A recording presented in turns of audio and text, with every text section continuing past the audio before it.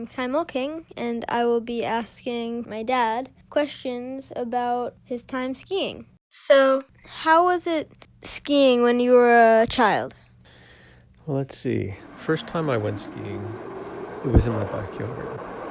And my parents got me these two little, really flimsy wooden skis, little red skis. And they had little springs that you'd put your feet into. But they were just wood. They didn't have any, side blades or bottoms or anything. They were just wood. And so I remember putting these on and thinking, this is almost impossible. They were just almost like not even toys. So one thing I did was I thought, they're so hard to control, I'm going to nail them together.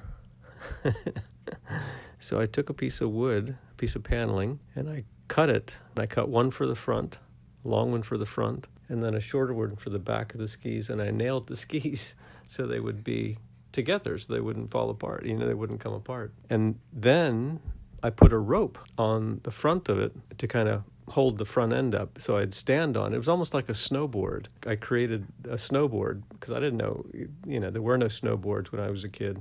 But my snowboard had a rope tied to the front, and then you could kind of pull back on it a little bit. And so I kind of used that for my first snowboarding.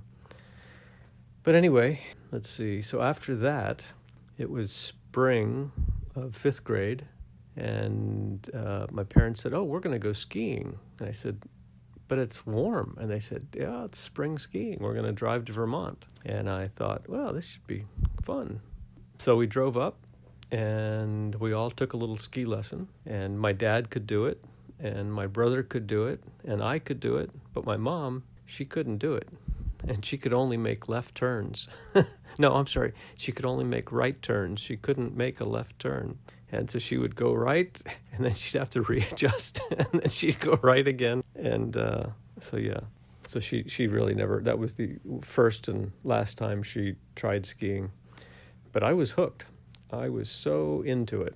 So my dad would take me skiing because my brother didn't really have much interest in it. So my dad, every now and then, he would take me out of school because he wouldn't want to go skiing when there were crowds on weekends. So he would take me out of school if I got good grades, and he'd make egg salad sandwiches, and we would drive up to a ski resort maybe 2, 3, 4 hours away and ski for the day. It was lovely.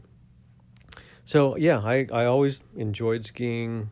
For some reason, I kind of caught on to it kind of quickly. And so after college, let's see, I went to live in Aspen, Colorado. And that time I didn't, the money was really good being a waiter at John Denver's restaurant. So I did that. It was a really high-end restaurant. So I did that for a little while, and then ended up going back to DC. And then a friend of mine was developing a real estate project in Utah, in Park City, Utah. And since I was into real estate in Potomac and in Maryland, he said, "Hey, you should come out to Utah." He said, "I'm developing this project, and you should get your real estate license out here." I thought, yeah, I'll do that. And I went out, and I thought, gosh, maybe I'll be a ski instructor. I wonder what it takes. So I went and talked to the people at Park City, and they said, "Yep, we're hiring. Every season we do kind of a clinic to see who is a good enough skier to do it and who works with people well, and then we'll kind of teach you how we want other people to be taught and go from there." So then I kind of thought, gosh, I'm probably not going to be good enough to do this because there were so many amazing skiers. However, they gave me the job. And I think less of it was my skiing ability and more of it was how I related to people.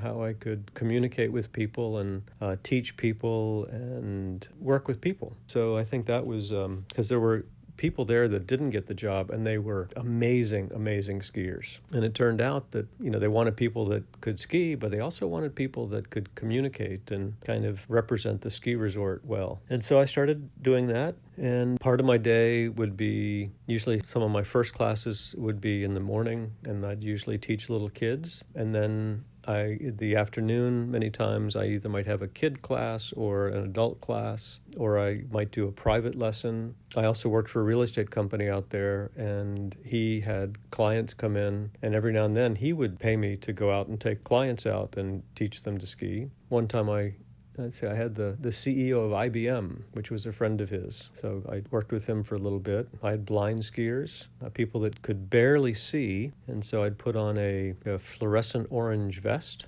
and they would have like a leash or like a long string that they could kind of hold on to, and they would follow me down. And so I'd kind of instruct them a little bit and help them, make turns. But I'd have to be sure to keep them in relatively easy terrain, and I had to make sure no people were around, and I had to kind of communicate with them as I was going down so they wouldn't kind of run into something. And then I also had a few people that were paralyzed, where they didn't have legs or they were paralyzed from the waist down, and they would use something called a sit ski. And there was, I remember one guy, he actually became a friend of mine, Greg McMahon.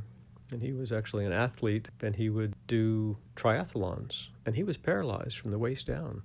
So he would swim, and he would bike. I guess it wasn't a triathlon because he wouldn't run, but he had a bike that he would pedal with his arms. It was really hard. So he would kind of sit in it, kind of low to the ground, and he'd strap his legs in, and then the pedal was up above his knees, and he would move it with his arms. Wow. They were made for people that were paralyzed. And he would actually race, and he would do kind of cross country, and his arms were huge because this is what he would do.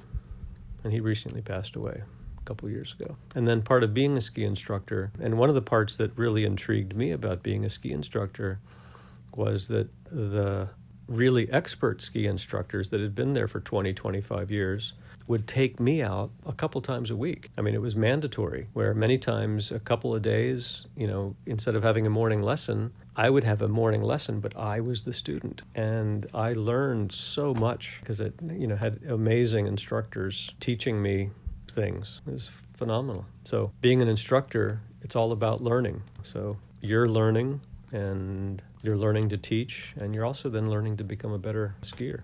Well, thank you. That was a very nice story. You're welcome. I think that'll wrap it up. Okie doke. Well, thank you for including me in your podcast. You're welcome.